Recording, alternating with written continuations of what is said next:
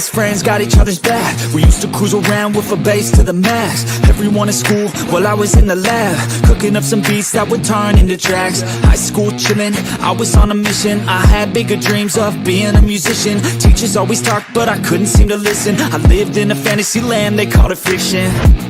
But I was gonna be big one day, playing shows on the road to a sold out stage. Nobody really cared or believed I would make it anywhere close, I would fail and fade. But that's cool, I love that, cause any little doubt gives me energy back. And now, I'm in a place where I'm glad I never gave up on the dreams I had. And big dreams lead to big things, and big swings lead to big rings. Championships or the big screen, anyone who did anything took a big swing. And big dreams lead to big things, and big swings lead to big rings. Championships or the big screen, anyone who did anything took a big swing.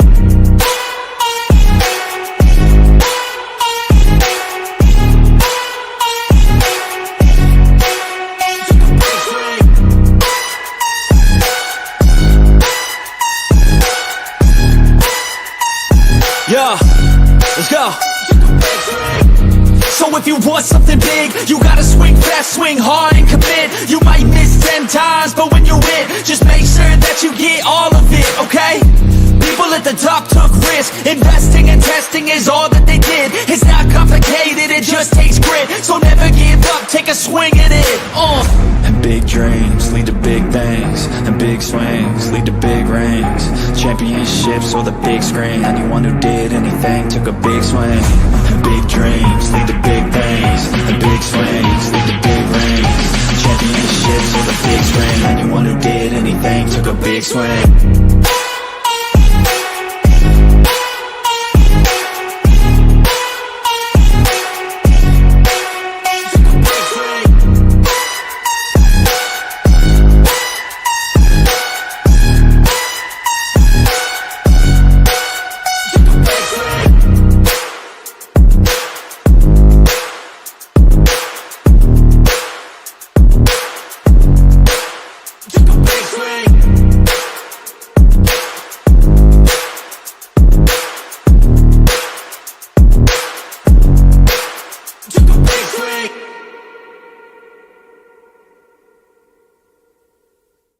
Hey guys, what is up? Welcome to the Pick and Roll Podcast, episode number 116. I'm here with my guys, Kosek Gladney and Blaze Radio.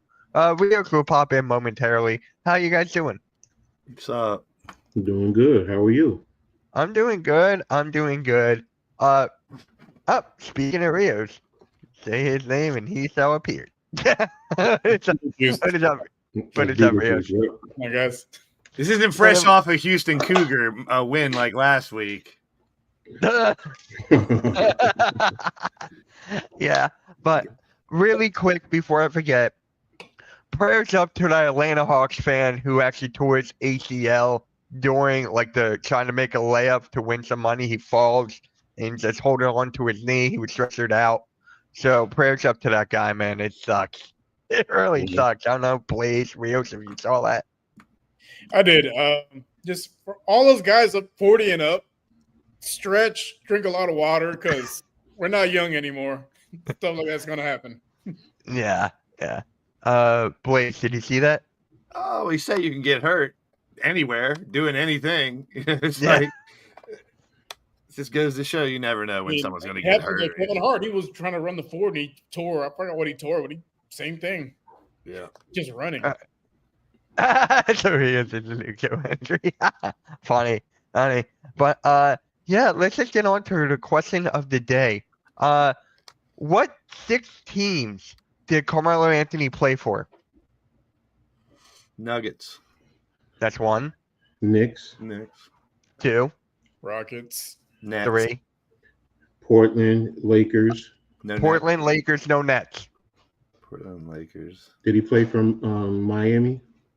No, he was actually supposed to be a part of that Big 3 instead of Chris Bosh. So he was actually supposed to be a part of that, but they took Bosh instead. 1 team, Western Conference. That's what I'm thinking. I'm going through right now. You said Portland, right? Yeah, I said Yeah. Portland, Nuggets, so Lakers. It's not Dallas. No. So you guys got the Nuggets, Knicks, Rockets, Blazers, Lakers. One more. Western Conference. Suns? Nope. Uh, Shout out to the Suns, man. They suck. Was it the Clippers? Did he play for the Clippers? No, he didn't play for the Clippers. No. Chat, if you know this last team, I think You a said lot of Western do. Conference? Yes. Golden No State. Utah. Jazz, Kings, Grizzlies, Mavericks, Clippers, Timberwolves, Warriors, Nuggets, Spurs, Pelicans, No. Thunder. Got it. He played for the. Oh, that's right. Yes, he did. Yeah, he did. Yeah. I was looking at the bottom instead of the top. It was short-lived. Yeah, it was short-lived with the Thunder. Yeah. I was like, damn. Because this other question I had, who else had a 60-point triple-double? There was only 3 in history. So I don't know if you guys should get that. Already got 2. I You heard guys it already yesterday. know. Someone said it yesterday whenever they had that. Mhm. Yeah. 2 points. I know Harden has one of them. It was Harden, Jokic. I don't know if you guys actually know this last one. I think I he's heard from it the yesterday. I just don't remember. I knew they announced it 60s or yesterday when that 50s. happened. No, it's this era. This era. A couple years ago. Was it Curry? No. Mm-mm. If it was Curry, man, props to him. I could not imagine. We've seen this guy get a lot of triple doubles before. Westbrook. Westbrook. No. He's on a new team. He just got traded. Luca. Luca. Bronny James. Yeah. No, it was Luca. Luca Doncic. I forgot Get about it. Right? A lot of stuff you can find about the NBA, just a quick Google search. But see, I'm the Google Master too, please. But yeah, if anyone has a rant to go on, I got one, but I want to see if you guys have one. Yeah. Happy we're not talking I am about 45 minutes about Stephen A. Smith and LeBron this week. Thank God. Thank God, yeah. My rant's about the Lakers. I am sick and tired of them, getting all the whistles when they play in LA. Like, it's ridiculous. Right. Yeah, right. Well, That's the- actually Well, bothers me. for example, the Rockets shoot the 5th most free throws in the entire NBA to have 0 at halftime. It's just embarrassing. I think the Laker we should be talking about right now is Austin Reeves for what he's been doing. He's freaking phenomenal. I think he's turning into a superstar is what he is. He's averaging almost 26 points a game the last 10 games, and he's up to 20 20 points a game now per season. Yeah, Which now keep in mind, he's on a team with LeBron and Luca. That's what's amazing about it. You can pick one of those players up that are doing that anywhere, but he's also on a team with LeBron and Luca. So I get a lot of props for Reeves, what he's been doing recently. yeah. So for me, where's the coverage on the Detroit Pistons? They're the most shocking team right now. This team is in the playoffs. You look where they had last year, 14 wins last year in total. Now they got 42. I think that's the answer. When you're doing a TV schedule, and I know they can change some of them on the fly, but when you're doing a TV schedule last year for this year, why would you put the last place Pistons on anywhere? So they're doing these schedules. You have to do them months and months and months in advance. I know sometimes they move shit around, but you're going to get teams that sucked last year that you're not going to see on TV because of that reason. They're not going to schedule the team that won 15 games last year 50 primetime games this year. Yeah, but I'm just saying, like, not a lot of media coverage, like ESPN. They're not talking about the Detroit You're going to hear about the Pistons. Lakers every show, just like Rio said. I mean, you're getting every you're getting 5 calls. seconds. You're getting everything's about the big market, big name teams. Yeah. Detroit's making the playoffs. They're the 6th seed. Hey, Like- you want Detroit? If you want more, do more. Go far in the playoffs if you want to get talked about more. I guess that's Even I don't know, then, you hear more about Bronny James and the Lakers than you do the defending NBA champion Celtics. That won't even make a difference. Well, I think Michael Woodball put it best. Like in his industry, they care more about views and clicks than they do actual coverage of the sport, trying to grow the sport. just like sport media we've talked about for so long, how much that has changed now. It's about their personality, not just them reporting. It's more about their opinions nowadays than it is them just reporting on the news, on the sports news for us. So yeah, it's all Detroit. tons of blurred lines with a bunch of this shit. You got blurred Yeah. lines about, you know, why is this happening? Why is that happening? And the big looming question we've talked about for months was like, how do you fix the ratings in the NBA? There's no, fix it button. It's going to fix it. Yeah. Detroit's Little actually have, things go a long way, though. One, making it easier to watch your local team. It's like with baseball. I shouldn't have to sign up for 3 or 4 different streaming services just to watch that team that's in my Yeah. bag. Yep. I do agree on that. Coach? Yeah, no, Detroit's actually in the 5th spot. They're half a game in front of Milwaukee. Oh, okay. All right. So I don't know if they won last night or Milwaukee lost. So maybe They that's lost to the Thunder. I mean, I get your point, though, Mitch. I mean, this is a team that could make a nice run, and we should be talking about them, what they've done because they only won 15 games last year. It is a story.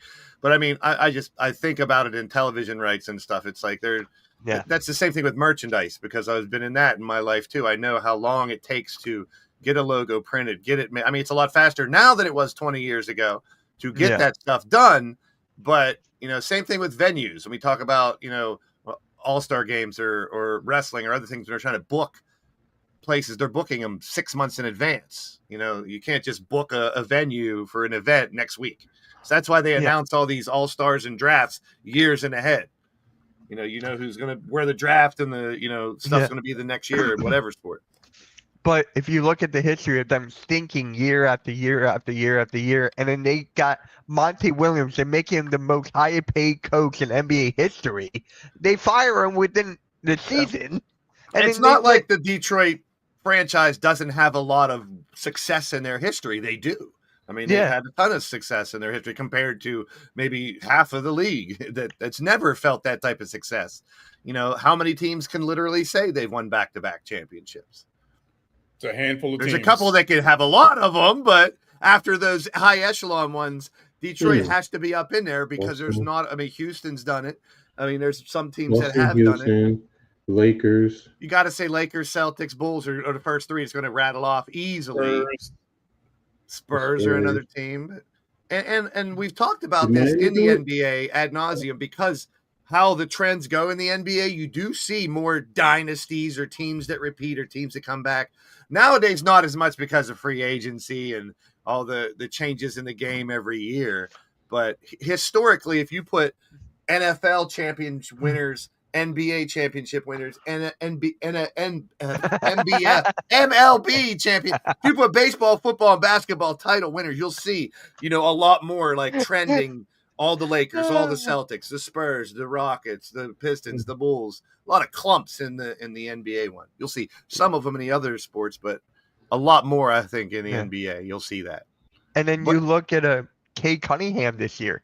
Cade Cunningham is having an MVP caliber season. I believe he's ranked like 4, 5 in MVP. I'd be surprised he gets some Detroit votes, some from Detroit press people or some. I wouldn't be surprised he gets some votes for MVP. Yeah. And he has to, too. I mean, it's a coming-of-age story because he was on the team last year. It's not, everyone deals with injuries and stuff, and it is a team sport. But this is a coming-of-age story, not a we finally got someone good story. He just needed time to mature. Yeah, he just needed time to show that why he was drafted number 1 overall. Like, injuries and just bad teams around him, people kind of forgot about him a little bit. And this year, we kind of run, hey, I'm that guy. Like, this is why I went number 1. And 1 year is great, but to me, it's all about consistency. Show me you can do it over more than one season. It's a big deal in the NBA when you want to reach that next level of competition, closer to that elite group. Yeah, and they had a really good signing of Tobias Harris filling in that role. Didn't work here. I still don't like him for that. Yeah, you heard me. I tweeted it out before, Blaze. You know that. He got hurt. He got hurt, too. Tobias got injured. Wait, what? I didn't even watch the game last night. Yeah, he got injured. I don't know how serious it is or nothing, but I heard his name. And the bells go off in my head now if I hear his name from last year. So I'm like, I was working on something. I heard Tobias Harris got injured. I'm like, oh, that makes sense. It feels like everyone, just because I'm a Sixer fan and my fantasy team took the same hit. Like my top 4 players are out. Now you're like fan. injury. Okay. I'm not using it as an excuse. It's a fact. It's just the fact that, my team that I cheer and the team that I've picked got hurt big time with the clump of injuries that we dealt with this year. Yeah. It's weird because if you go into the list of players and look at all the injuries this year, it does. I know it happens every year, but for some reason it seemed like more this year. Yeah. We talked about it before. Does. Pick a team that didn't have one of their starting 5 injured this year. Like I don't think there is a 5 out there. It's every single year. There's always an injury. It's always going to feel worse when it's your team. When it's your team getting barrage of injury, it's going to feel worse, definitely. The Sixers set the record with the most different starting lineups in a season. Crazy, but they should break some kind of record. Yeah, right. Carmelo Anthony gets inducted to the NBA Hall of Fame. I wish Randy was here. Randy's a big Melo fan. I know. Actually sent him that jersey I had, that Syracuse jersey. Yeah, I'm gonna message him and have him give me like a paragraph, and I'll read it off next week. Well deserved. I can't argue it one bit. The dude's an anomaly for what he did in the sport. We talked about how many 6 teams you said it was. 6, yeah. And even when he was older, he still had impact on the game. Like you could tell it wasn't the same Melo, but he could still go out there and just buckets and buckets in your face when he wanted to. I mean, he had that. The long arms on the jumper does help because not a lot of people, not many highlights you'll see of Carmelo Anthony getting his shot blocked. Let me put it that way, because he's one of those shoot at the height of your jumper type jumpers too, where he's using the whole length of his body when he does. I mean, he's just a great player, and the size he had compared, you go all the way back to his stuff at Syracuse when he was an eye opener back there, man. It was just like, who is this dude doing it all out there? I mean, Melo's one of the best pure scorers in league history. I mean, that's can't even argue that. That's just one. That guy had it all offensively. How many times did he make an All-Star game? He's one of those guys where it's like you love having those type of guys on the team, but you also be held very accountable for what your responsibility is on that team. Like he's not afraid to be vocal either. I mean, Carmelo knew he was that good, which is a good thing at that level.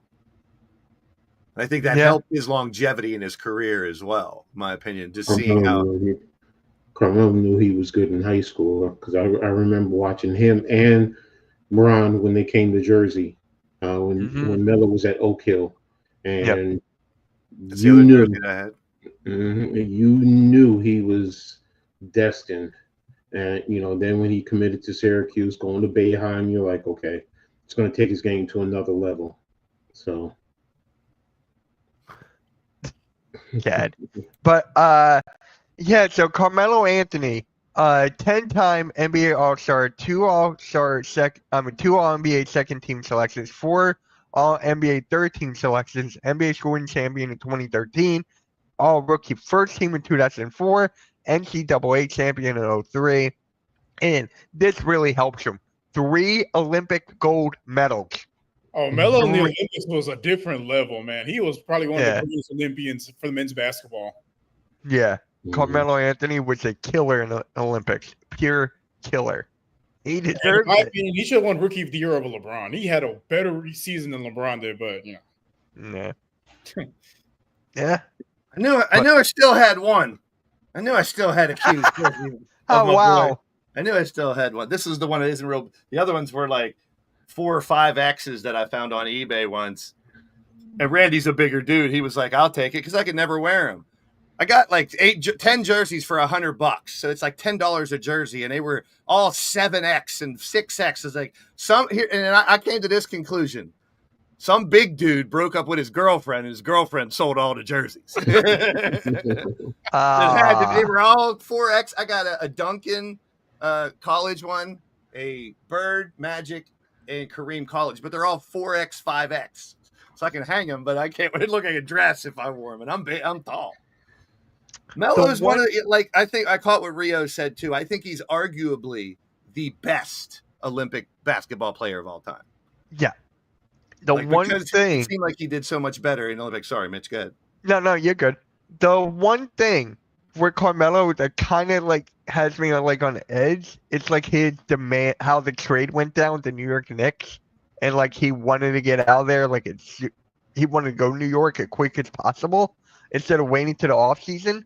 For me, that was like he could have waited. But Well, the thing with that though was New York was gonna wait because what's his name? right. He said let's wait, but Dolan was worrying about Brooklyn, and that's the reason why they made the trade. If it wasn't for the thought of him possibly going to Brooklyn, they would have waited and they would have had all their players and gotten Carmelo for nothing. Yeah. So that's what it boiled down to, because that's why a lot of fans can't stand James Dolan, because if he had waited, you would have had Carmelo and Danilo Gallinari and Wilson Chandler and all those guys, plus your draft picks that you traded out. So and that's the problem. So how many draft picks were given up in that trade? How many? Like 6? Oh, I think it was 5, 6. I know it was more than 4. Wait a minute. It's definitely more than 4. I think it was like 5. Maybe it was 69. That was funny. I'll give you that one. That was good. That was funny. I'll give you that one. Greetings. How you doing? How you doing? Make sure you hit that like for us. Really appreciate it. It had to be like 5, at least 5. I'll look it up. No, I'm looking it up now. Too. Oh, okay, cool. Thoughts on Anthony? Carmelo Anthony or Anthony Edwards? I mean, here's the trade. The Knicks received Anthony, Chauncey Billups, Sheldon Williams, Anthony Carter, Ronaldo Blackman. The Nuggets received Wilson Chandler, Danilo Gallinari, Timothy Mozgov, Raymond Felter, the number 38 pick in 2012, the number 51 pick in 2013, the number 12 pick in 2014, and a pick swap in 2016. And they also ended up with, which ended up being Jamal Murray. Wow, that's how they got Jamal Murray. Yeah, and the other players that they got, 30 pick Quincy Miller, Romeo Osby, Dario Saric, and then of course Jamal Murray. So it was 1, 2, 3. It was 4. It was totally, well, it was a swap. It was 3 picks and a pick swap. But it's crazy how a trade works out and they get some, and they draft Jamal Murray. That is crazy how that works. Yeah, I believe Ronaldo Blackman was in that trade. He had to be pretty old at that point too. Like that dude played in the late 80s. And think about that. You would have kept all those guys, those draft picks, and got Melo. And yeah, I think you would have kept Felton too. Yeah, so you would have kept Felton there. Yeah. So the thoughts on Edwards. At first, I'm going to be honest. At first, when they said he paid his baby's mama all the money up front, people were going, "Oh," and I'm like, "Well, how do you know he's not doing that to make sure his kid is taken care of?" Until I heard he said he just doesn't want to have anything to do with the baby mama. So, and then you have a total of 4 with 4 different baby mamas. It's like, bro, you're only 23, 24 years old. Come on, man. Yeah, that's his business. I'm more worried about what he does on the court. But yeah, I mean, I have an opinion on it, but it's like I'd rather. I mean, that's just his younger generation, man. Yeah, it is. That's part of it. It was just that I had never heard somebody, paying their child support all at once. That's why I was just like, oh, okay, I respect it. And then you hear more, and it's like, oh, okay. That's why I did it. Yeah, I might have some childs out there I don't know about, but I ain't paying no child support. I'll tell you that much. So I can't talk on child support. Thank God for that, I guess. But seriously, that's the thing, though. It's like those type of headlines steal the headlines of on the court shit, and I get it because it's out of the ordinary. It's a story, but it's like it wears on you when it's like that's a lot of the story, and we're not talking about the basketball at all, which. I know we're going to be definitely talking about on the court stuff here very soon, more because of the postseason coming up. So great player, great person, but he needs to better decision making off and on the court. Yeah, you could say that with Ja, you could say that with Zion, you could say that with a lot of these younger guys. And I don't want to chalk it up, like you said, for only because I don't know the whole scenario in the situation, and that's their personal lives. I get it, but I don't really, not that I don't care, because I care about them. They're human beings and there's humans involved. It doesn't really matter to me as much because I take these individuals as entertainment.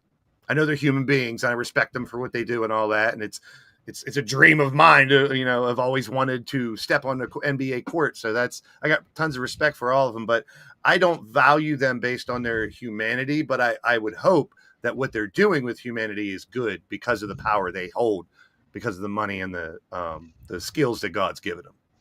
I mean, the way I look at it, I think back to when I was their age. Did I make all the best decisions? Yeah, good point. That's what. Put everybody in their place. Exactly. Like thinking about how we acted back then. Exactly. That's a very good point. Well, I give them a little bit of grace. I don't condone what they do, but at the same time, I think back to what I did at their age. Like, it's just... We talk about the God complex. None of us, some of us may have had people praise us, but we've never had 20 years of our life or 10 years of our life being treated like kings and queens, like we talk about in college, in high school. You are the shit if you're the best player on the team. So if you can carry that through high school, through college, and into the pros, you've been praised for, year after year after year after year. We talk about going to all the parties and getting free food and getting all these extra benefits for being a amazing athlete. But you also have to realize that's the 0.00001% of people that play basketball that reach this level. Yeah. So they have a right to have that ego and that, the wield. I would hope that more of them wield their power in a positive way. I guess that's all I want to say about it. Yeah, me too. Now, Jokic gets a 60-point triple-double in a loss. They lose the game to the Timberwolves, actually. Russell Westbrook misses a layup, and then he fouls the guy with 0.1 seconds left. But Jokic makes history. He makes history as him, Luka, and James Harden for the 60-point triple-double. I truly believe Wilt Chamberlain's done that. I truly believe he's done that at some point. But, yeah, give me your thoughts, guys, on the Jokic triple-double and that whole thing. Whoever wants to start. Seeing it from a center is it's a big deal. Like the other two guys, James Harden and Luka. In this day and age, it's not that hard for, these smaller guys to get a bunch of rebounds, but for a big guy to get, over 10 assists and score 60 points, it's a pretty big deal. A little bit more impressive than Harden's and Luka's, in my opinion. Even though they lost, I think it's a little bit more impressive, just considering the position he plays doesn't necessarily have him being the facilitator for the most part. He's the center. Blaze, how do you feel about it? This is a dude who, if you saw a picture of him when he was a teenager, a kid, you'd never think that he'd be at any professional level of any professional sport. He was the chubby little kid who didn't look like an athlete at all, who didn't play like, a lot of these players when they're in, first, second grade, they're throwing in team sports and stuff. This is a guy who's just size, naturally talented. And I don't know. I sat back and I said, over the last 2 weeks, this is SGA's MVP race to lose. But if this son of a bitch keeps doing this, it's going to be a lot closer than I thought. He is in the top 5 in all 3 categories. And that's phenomenal. It's unheard of. And just like Rio said, if you would tell me there's a player right now that is averaging a triple-double, the last position I would say was center. Kind of like what Rios was getting at there, too, because this guy's a unicorn, an anomaly. He's something that we may never see again. He's everything that Embiid was supposed to be. Yeah. A big guy who could still pass, who could shoot the rock, who could, bury you on the block. Jokic, if he continues this pace, will be one of the 10 best players of all time, if not higher. At this rate. Some people probably already have him up there, and that's tough, especially for me to put him in a top 10, because I'm not really a big fan of his. I just respect someone out of the ordinary. We talk about the anomaly of Wemby, seeing that player that looks like that do what he does. It's different, but it's the same. When it comes to Jokic, I get that same vibe. It's like a guy that looks like that should not be able to do what he's doing. And I like the razzle dazzle. We just talked about it the other night. Where is the Havliceks and the Magics and the Birds, the behind the neck passes in between the legs and Jason Williams off the elbow, shit like that. This is the most, you could lay 150 NBA players and say, who's the one that threw the no look pass or the alley oop? You would probably pick him almost last in all the 150 NBA players that think this is the guy that's dishing out dimes and dropping threes on people. You know, the hook shots, the post, you know, we've seen that for decades with a guy that looks like him. He's on another level. I don't know how to explain it at this point because it continues to happen. I said it earlier tonight. One of the keys to me is longevity, consistency. And he's been doing it like this for the past couple of years now. When his team won it 2 years ago, last year he still did it. This year, I still think SGA has to, even in the last few games, somehow, I don't know what he could do to give up this MVP. It has to be his. But if Jokic is finished and he is at 12.8 rebounds, I don't see that dropping under 10. The assists are at 10.2. Now, I know we're talking very minor personal stats because it is a personal award. And I also have always taken MVP literally. Take that player off the team. Is he the most valuable to that team? I can't say no to either SGA or Joker. There's no wrong answer. But the more it's getting closer and closer to, I don't know who's going to win at this point. Right? I think it is, just like we're saying, it's SGA's to lose. But this is crazy shit we're seeing with Jokic, and we should be talking about it a lot more. It's because a center averaging a triple-double for the season, like, I mean, just if you had asked me 20 years ago if anyone would ever average a triple-double, I would have said no. I would have literally said no. No one's ever going to average a triple-double. No. I mean, we would, the Hardens and the Westbrooks do it. We were amazed when centers would get, triple-doubles or quadruple-doubles with Hakeem and David Robinson, but, like, averaging for an entire season, I thought I would never see it in my life. Not from the center position.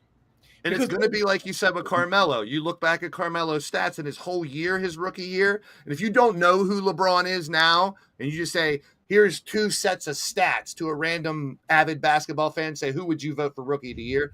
That's kind of how I'm feeling now with Joker. It's like we're going to go back and be like, sure, SGA was the no doubt leader of the best team all regular season. 32.8 points. Giannis is at 30.4, and I'm only talking offensively. Thunder, we know, is a great defensive team too. That's why they're in the position they're at. But if we look back and say, but Joker was he's top 3 in all 3 right now because he's 3rd in scoring and rebounds, 2nd in assists. 2nd in assists, people. We're talking about Joker being 2nd in assists in the entire NBA. This is incredible stuff we're seeing, and we should not ignore it. We should talk about it for decades and decades. And here's the thing. Just like we talk about Luka, these dudes ain't done. We're not talking about players that have had tons of injuries or late in their career. They're not done. They can have years left of doing what they're doing. It's amazing. Like both these guys, they're in their mid-20s. Yeah, exactly. It's insane. I would think Joker's like 35 or something. They're both under 28. Like they're in their mid-20s. They've been doing it for so long. It feels even longer, but they're not old by any standard. The one thing I hope LeBron does leave in his legacy, even though I knock him for certain things, I do put him up in the top greatest of all times. I hope his legacy of, once again, consistency and longevity can be passed down. Like LeBron, if you got things you're doing that can help other players last their careers longer at the size and the strength and that you still have, please share those secrets so our game can get better and better and better. And we will see more players. Like right now we're saying no one's going to go 22 years or whatnot at the height that LeBron did. I would love to see players prove us wrong in the next 20 years and still do it. That would be great. By the way, I see you, Joey. I see you, Joey. I was like, wait, did Blake see that? Yeah. All right. Coach sent me this. The Talk about it, Coach. How do you feel about this? What Marcus Morris said on First Take. Mm, because it's when you look at the totality of the league, like, and I sent it to you because Blaze was just saying when he's done top 10. When he's And I'm done, like, possibly. and That's I'm the like, argument he's in now with me. I like, didn't see it. seriously, let's go through and say right now 20 players who we think could be better than him. He could easily be out of my top 25 at the same breath because of And how. then- Plus, I have my personal skill bias type of player that I like more. So there's going to be like 10 players that go over him automatically because I don't like his style. But I respect the fuck out of this craziness we're seeing this guy do. I'm saying you would see people put him in his top 10. If he does this for another 5 years, what he's doing right now, and has maybe 3 seasons where he averages a triple-double, it's impossible to keep him out of top 20s. But it's also, you got personal bias and stuff in there, like, too. Like, I would have probably 10 to 12 players that a lot of people say they're not in my top 25, but they're in mine. So that's fair. Go ahead, Mitch. So let's break it down with the centers, right? You got Wilt, Kareem, Shaq, and Bill Russell. Then you got Olajuwon. Then you got Jokic. You can put David Robinson right there as well. Is there any other centers that I'm forgetting? Morning. Shaq, Did you say Morning? I did not say a lot of Morning. I did say Shaq. I did say Shaq. Yep. Morning, Ewing. I did not say Ewing. Okay. One. I mean, I throw Moses Russell. Malone. Did you say Russell? Moses Malone. Yeah. I did not say Moses Malone. I throw Moses in all those conversations, and that's kind Did of. You say Russell, Mitch? I did say Bill Russell. Yeah. Okay. Yeah, and we're like, I can easily name a dozen centers that I could arguably put over him. What's his name? Who first played with the Lakers when they were in Minneapolis? George Mikan. George Mikan. Mike, at his time, he was a dominant son of a gun. I mean, there's drills named after him. Mm-hmm. If this is a hot take, this is a hot take. If this guy did not get injured, his back, if he's just played like this consistently, he could be in this conversation right now, and that is Dwight Howard. Oh yeah. If Dwight Howard did not get injured for Orlando, that was a beast. That was a different animal. He was dunking on a 12-foot net. Mm-hmm. Joey, you're correct. Matt can't talk about great centers of all time without Matt Geiger. The way I put it is, so in the top 20, anyone's top 20, how many of those guys have 3 league MVPs? I'm just saying, once it's all said and done, at the pace this guy's doing, and I'll go back to my initial argument, and this is totally like a little off the cuff because it has nothing to do with their skill. Look at the guy. He doesn't look like he'd be in this conversation. All those other centers you named, they look like it. This dude looks like some schmuck. But then you see that picture of him in Serbia or wherever dancing and partying, and he's like 2 feet taller than everybody. Like, this dude's a freak of nature, but I'm just happy we have him in the NBA, to be honest. And let's go back to the dream team. Let's go back to having all these foreigners want to be a part of the NBA. He's one of them. It's just that he's in the right time because I'm gonna be honest. I question if he played in the late 80s into the 90s, would he be as effective? Because he's going to go up against some talented centers. Heck, even Big Country probably would have given him some work. Sabonis, Sabonis would have given him when he eventually came over here. You know, he would. I mean, Sabonis is one of the top ones that we didn't even talk about. So, or penis, my bonus, yeah.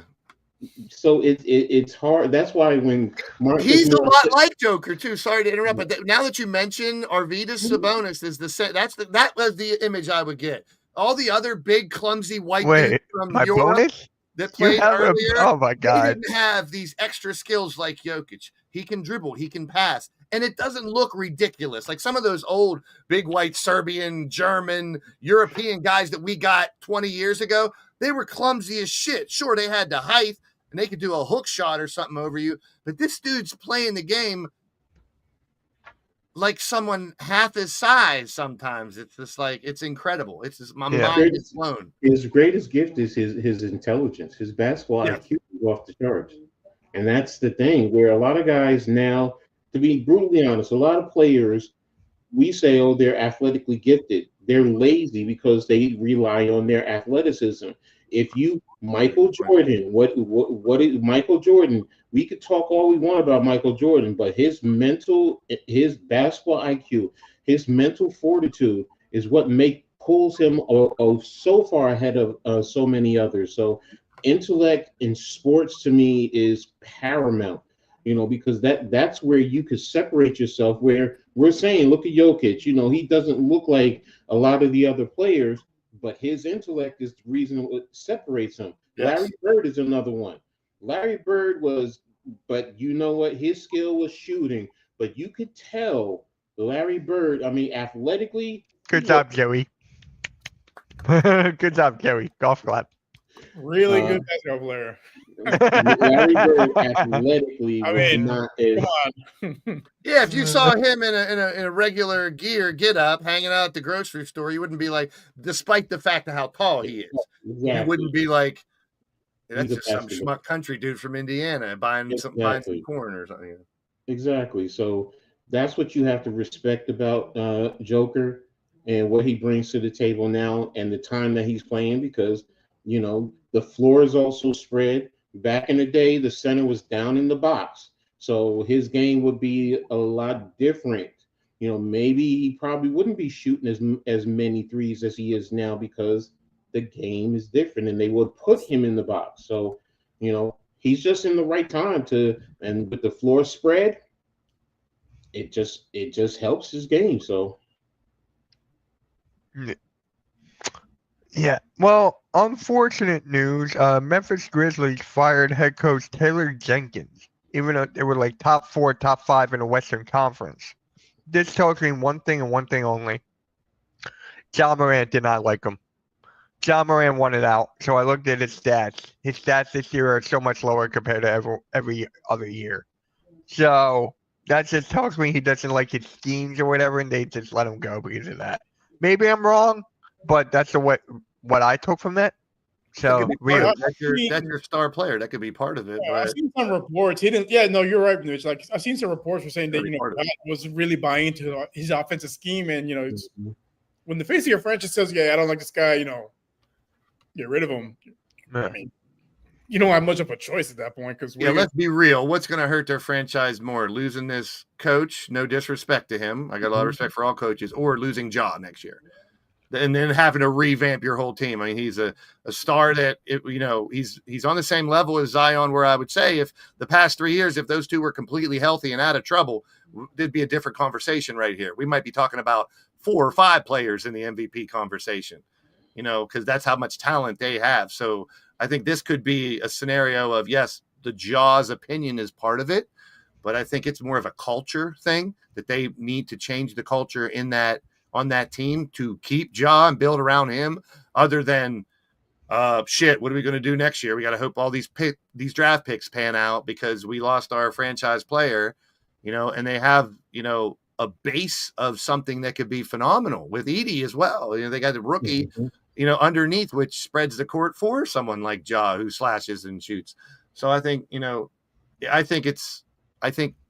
and I don't know, this is just my opinion, and from the things I do know, I don't know everything.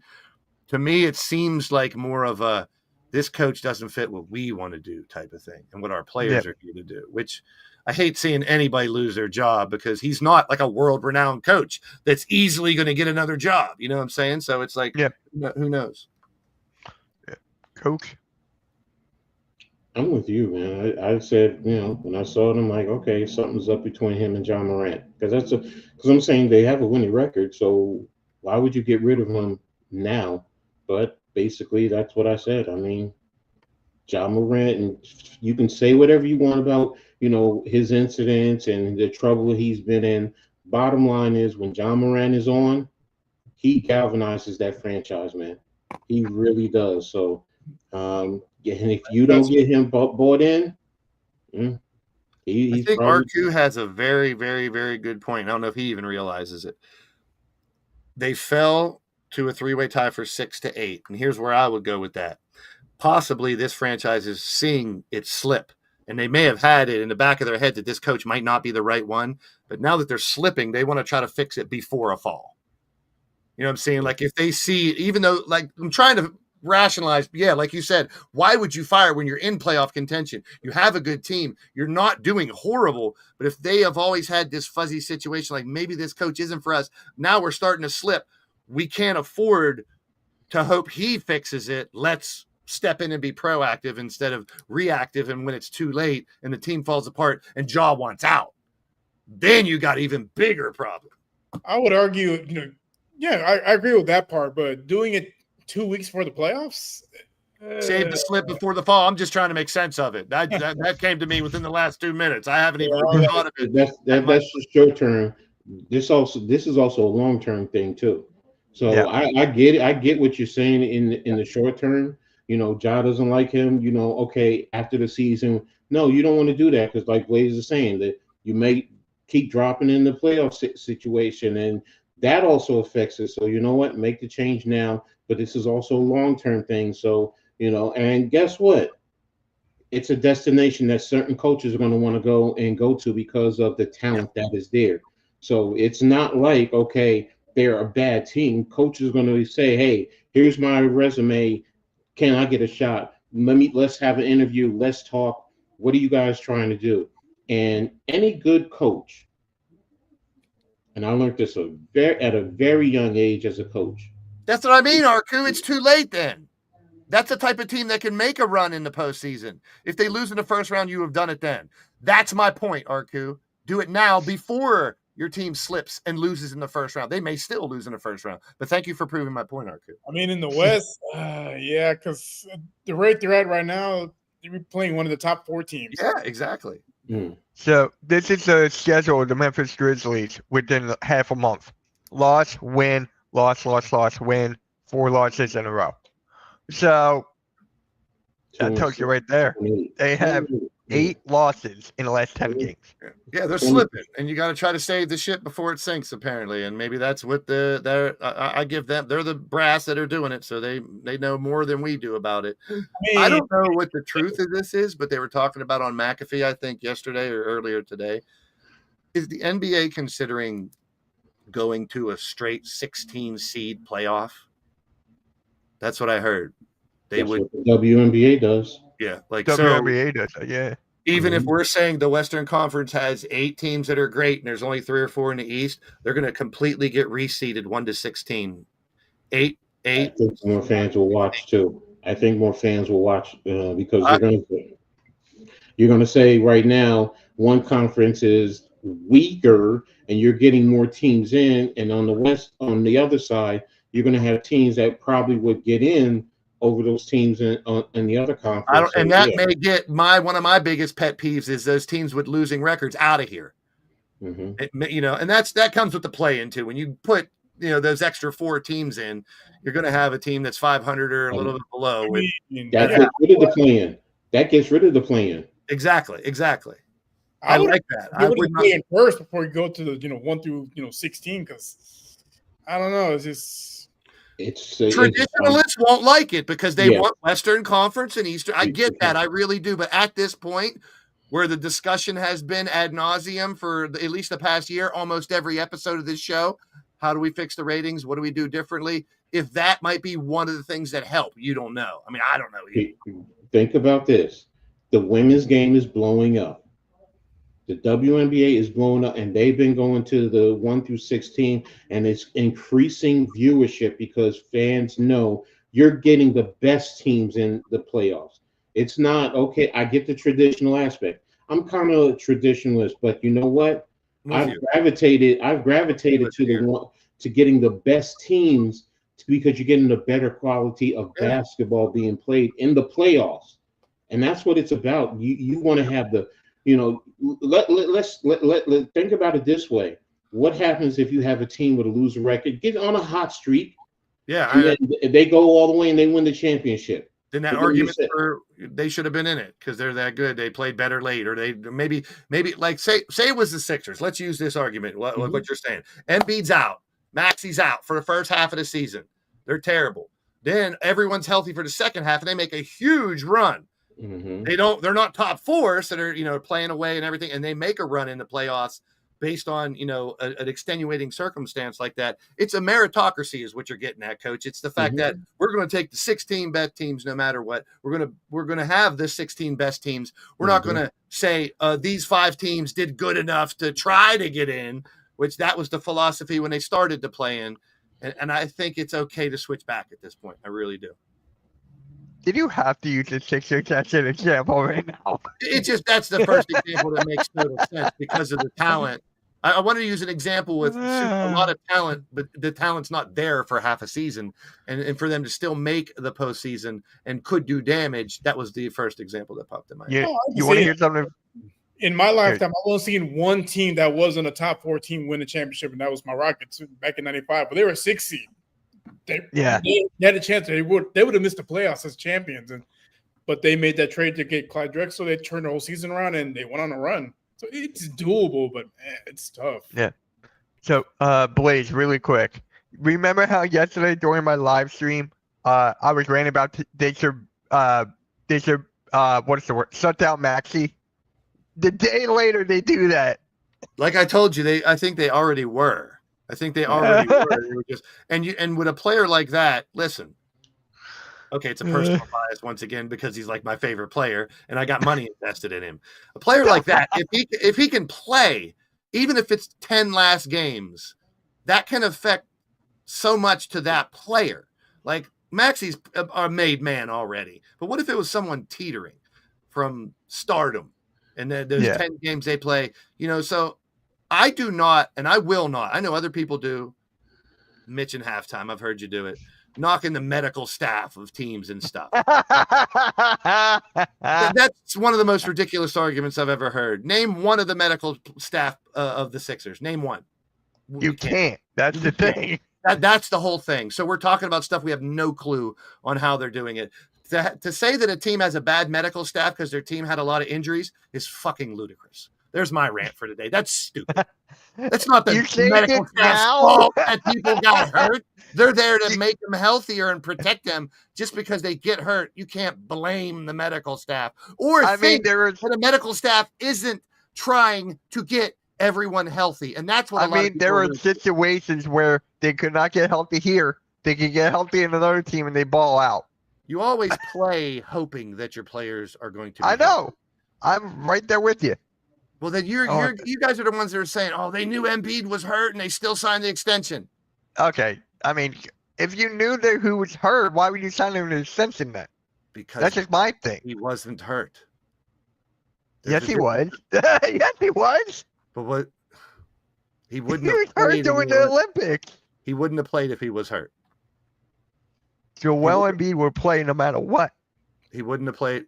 It's not only his decision all the time. It's not always the player's decision, especially in a Olympic event.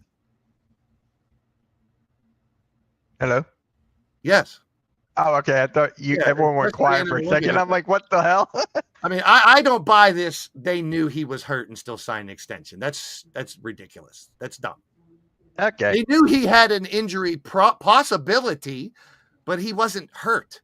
These guys are tested all the time. Like, they're not going to throw people that are hurt out there. And I'll get very intricate. These are billion-dollar corporations and people. Pinkies matter. Toes matter. Okay, big toes matter. I mean, it's just like people bitch about someone on their shooting hand having a problem with one of the fingers. Have you ever shot a basketball repeatedly? Yes. With a broken finger or torn tendons? Doesn't feel good. I'm sure it doesn't. I don't even know when I'm saying it doesn't. Let me they have to protect the health of the players. Let me ask you a question, Mitch. Okay, because when you use the word hurt, right? Because as a coach, we say, "Are you injured or are you hurt?" Difference. Yeah, there's a difference. Big difference. And what Blaze is saying in terms of the money, if there's a serious injury, they're not going to pay them that money, because they're going to go through all the testing, because they're going to knock down the contract, the value of the contract. But now if he's hurting, okay, we could deal with that, and it's well worth it in that regard. So I'm playing on the word. I'm being very literal with the word. And no one's defending Joel. It's the complete opposite, actually. No, that's not what I'm saying. Take out Joel. Let's not even talk about Joel Embiid. It could be any player.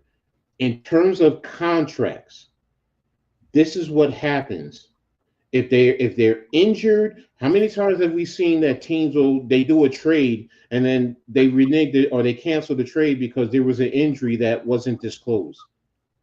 That's the reason why. So now if he's a little hurt and he could work through it, okay, that's something different because the team is still going to get value from the player because the players are a commodity. So if the commodity is damaged, how bad is the damage? Is it a little ding like a car? Is it a little ding on your car, or is it a big dent? Yeah, because if it's a little ding, you're gonna pay more than if it's a big dent. Go ahead. I mean, if you look at players in the past, they were played within like an Achilles injury. They were played through a torn ACL or meniscus or something like that. Gerald Henderson Sr. played with a broken neck brace because he was afraid of not losing his spot. I'm just saying, people play with bad injuries all the time. People play hurt; they don't play injured. Going back to medical professionals. Don't you think medical professionals A, B, and C really value their jobs? Okay, Mitch, when you say broken, if you have a broken neck, you're not playing. No one's playing with a torn neck brace because he didn't want to lose his neck brace. Physically can't play with a torn Achilles or an ACL. You can't. Think about this. The neck brace the neck brace gives you stabilization. There might be some little tweaks in there, but if you have a break, that's why I'm being very literal with the word. Break. A break versus a hairline fracture. Maybe you had a hairline fracture and you stabilize it, give him a brace, and you can fight through it. But if you have a break, there's no way you can play with it. It's just like if you break your ankle or you get a hairline fracture. You know, if you break your ankle, you got to stay off your foot, let it mend, let it go. But if you have a hairline fracture, you put a brace around it, tape it up. You know, it'll mend because the fracture is not as deep as the break. I get where you're coming from, Mitch. Players were tougher back in the day, and they played with more bumps and bruises and stuff. And nowadays, I think they're on more of a microscope. They're under more of a microscope now. And I think even more so, and I'm not defending, medical professionals. I don't have any idea how they work at all. But their job, basically, description is to make the players as healthy as they can possibly be. So, like, if they're bumped up, I'm sure they question it. I'm sure there's conversations we've never been a privy to where players argue with their coaches, with the medical professionals that they want to play and they don't play. Or vice versa, that they argue and they end up getting their way and playing when they shouldn't. So, I mean, it's a very slippery slope. Injuries, I'll say it a million times. This is why I go back to my golden rule. Injuries and referees. You ain't going to change them. You can't affect them. So why complain about them? It's going to happen. It just seems like there's a lot of big injuries this year that really affected a lot of teams. Yeah. I'm looking for that one NBA team that didn't lose a starter this year. I think it exists. We'll try to figure it out next week. Speaking of, I guess, going off what you just said, there was a fight in the NBA with the Pistons and the Timberwolves? That big scuffle. Go figure. Isaiah Stewart gets the most suspension and was involved the most. Go figure. Who? Isaiah Stewart. Oh, okay. I didn't hear. Okay. He wants to be the next Draymond Green, I guess. Wow. Extracurricular activities. I mean, I'm not going to say you can fit right in the 80s. Yeah. I mean, as soon as I saw the teams, I was like, I don't even have to see the highlight. I guarantee Isaiah Stewart's involved. I mean, DiVincenzo had to stick. He's the one who got thrown basically into the stands and had to fight back. And it's just like, I get it because I've been in game fights before. When it starts, you lose all control of rationality. Those are your boys that you practice with and fight with every day. So the idea of you getting in trouble or suspended or going to jail, that's not in your head at that point in time. It's, why are they jumping my boy? Or, why did that happen to a teammate of mine? So I get it. I can see how scruffs. I'm glad it didn't turn into more Malice in the Palace type shit where you see fans start swinging and shit like that, because as fun as it can be, it's, we talked about Thank you, Joey. We talked about over All-Star Weekend. That's the wildest thing I've ever seen in my lifetime. I ain't gonna lie. People were talking more about the fights before the hockey game than the NBA dunk competition and stuff, which I'm like, I get it. I get that part. The viral videos and all that bullshit. So fights are going to be very popular. Yeah.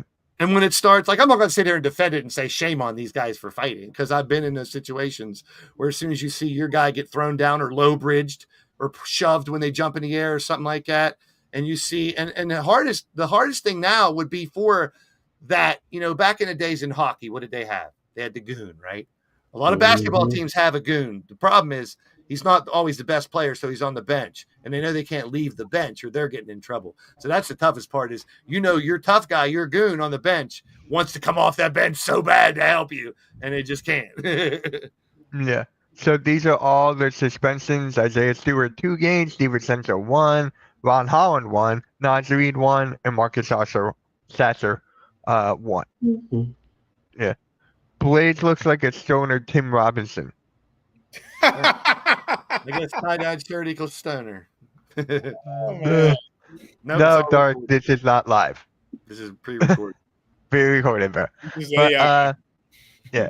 Coach, you got anything to say about the suspensions? Or I know DiVincenzo played for the Knicks, so. Coach is like, put me in, coach. I want to fight too. Let me get some scruffle in. Like William said, I've been in my share, and You know what it looked like? It looked like a tush push. Hey! and usually That all I might, can say is might get banned, but It boom. needs Oh, by the way, your team was one of them. Rios that wanted them banned. So that wanted to to do save that it. conversation for another time. But yeah, Coach, how do you feel?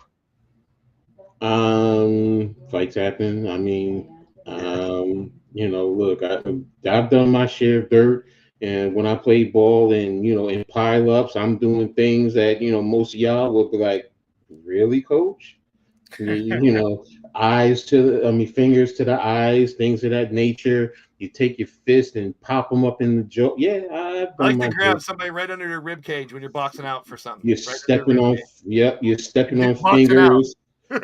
Stepping on fingers when you're walking by, yeah, all that good stuff. So See, I was the skinny dude who couldn't fight, so I wanted my badass brothers, my boys, to do that. Actually, in a couple summer leagues, people got beat up because of me. I didn't have to lay a finger because I was the star player, and if they fuck with me too much, my cousin would come off the bench and take care of business, and he's had to do it a few times too. Shout out to my cousin Casey. Blake, your favorite person left a comment. Yeah, I figured it'd be stupid. Why? I don't even know why you would put that up there. Just why? I don't know. No, We need it's not something to laugh at. Damien, But, normally when you enter conversations, it's hi guys, how's it going? So hey, Blake, how's it going? he's entitled to his opinion, so I'm over there. Yeah. All right, guys, we're gonna go through the predictions of tonight's games. I think I'm going. All right. Orlando at Washington. I got Orlando. Obviously. Taking Wait. all the home teams. Rios. Orlando. I got Milwaukee or the Sixers. Mm. Everyone's Milwaukee. tanking anyway, so what's it matter? Everybody's tanking at this point. Who cares? What's it matter? I'm taking Milwaukee. Yeah. Milwaukee. Sixers G League teams playing tonight. Yeah. Minnesota at Brooklyn. Minnesota. I kind of want Brooklyn to win. Not Minnesota. Yeah, Yeah, I want Brooklyn to win. I'm going Wolves. Yeah. Memphis at Miami. I'm going Memphis. Miami. No Dark Lumen. Teams can I'm gonna tank. go Grizzlies. Players don't tank. Get it straight. But there are some players that take points. I have literal proof of that. I expect Morey to be fired after tonight. Well, good luck with that. That'd be just like the Grizzlies coach. Does it solve anything? That's damage control. Let's try to fix that. Don't solve shit. Blaze made that shirt at summer day camp when he was 13. It was 12. I was 12 actually. Age. Cub Scouts.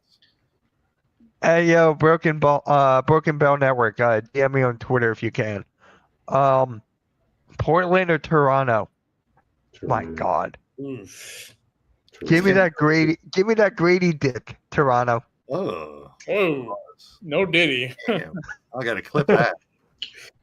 Oh, I'm clipping you when you said you're never 100% right or something. What? You I said something admitted to being earlier. wrong? Yeah, I know I'm wrong a lot.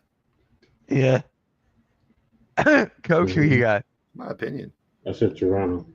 I got the Okay. Seattle Supersonics. Can they please bring that back? That team back, please. Mm. Golden State at the Lakers. Good game. Well, it's in LA, so it's gonna be the Lakers. They're gonna get It's going to be the 30 more Lakers, but I'm going to go with Golden State. We got to come back with the jerseys. Nah, I'm going with the Lakers. Sean They're Kemp. gonna get 30 plus. The Rain Man. Elkhart, Indiana. Golden State is unbeatable at this point. Sup, Jay? Philadelphia LA. Warriors going all the way. Hey! PA Sixers. Hey, we won the very first championship. We back. We Yeah, back. guys. Oh god. Who's Make weak? sure you- Speaking of the gun thing, I don't really care about that. Like, I don't even know why. I don't in the either. NFL, it's a big deal. Mikael Bridges does it too. He goes like It's this. not like they're promoting gun violence. It's like, let's be real. It's a gesture. I don't even care if they grab their dick when they get a touch. Remember Marshawn Lynch when he dove in backwards and did that one? He grabbed his jumping in. Mhm. You're fine. I'm always for touchdown celebrations. I am Marshawn Lynch, 1,000%. If you cross that goal line and you got that football, you should be able to do whatever the fuck you want with it to celebrate. Yeah, if the other team you don't like it, stop them from scoring. Yeah. You know The who only had thing the greatest? You know who had the greatest touchdown celebration? cell phone. Was that Ocho Cinco? Was that him? Joe Horn. No, Or, yeah, he had the cell phone. No. He had it in the the best. You guys will not agree, but the best, Barry Sanders. He goes to the official, gives him the football. Yeah. So he's I saying, like 100%. I'm polarized on this. 1,000% love it when players act like they've done it before and just hand it to the ref. But also at the same time, and it doesn't mean the choreographed dances. But if a dude gets a touchdown, does a backflip, that's fucking cool to me. You know, I like the old dunk on the goalpost. I don't know why that's banned. Tony Gonzalez. Are they really going to hurt the goalpost? I think someone actually banned it, and that's what they did. Yeah, I think someone. I forget who. I'm actually hung for. I ripped down a goalpost before in college. We made it to the Division II national championship. We ripped down the goalpost and carried it through the campus. I was literally hanging like this from it because I was tall. I was like, "Watch this!" They're trying to rip it down. They're swaying it. It's muddy because it rained, and I jumped up and I was just hanging. I was like, "I wish right." The goalposts have feelings. If people had cell phones, there would be a picture of me like this somewhere hanging from a goalpost. Picture sure it didn't happen. Toughest was because you don't really think about these things. Getting it out of the gate into the campus because there's fences everywhere and it's a goalpost. Yeah. Mm-hmm. All right, We got guys. it a couple blocks up the street. Oh yeah. Yeah. All I wish right, there were guys. pictures. Yeah. It was Sixers are- 1990, like 3 or 4. I mean, We know Blaze is lying because there's no way he went to college. Oh, Yeah, come exactly. on, man. it's a good way to introduce yourself. Who the fuck is Broken Bell Network anyway? Don't get me started. He's one of my guys. Yeah, guys, make sure you guys hit that like. Come hit that at me and you don't know me. We just talked about fighting, man. I'm ready to fight. subscribe. Hit that like, hit that subscribe, hit that notification bell. Oh, hey, Leaf. How's it going, man? I haven't seen you in a minute. I'm here. I'm gonna fight for Blaze. You wanna mess with Blaze? You mess with me, Tobias Harris, the greatest in the world, bitches. On that note, guys, we're out. See you guys. Have a good night.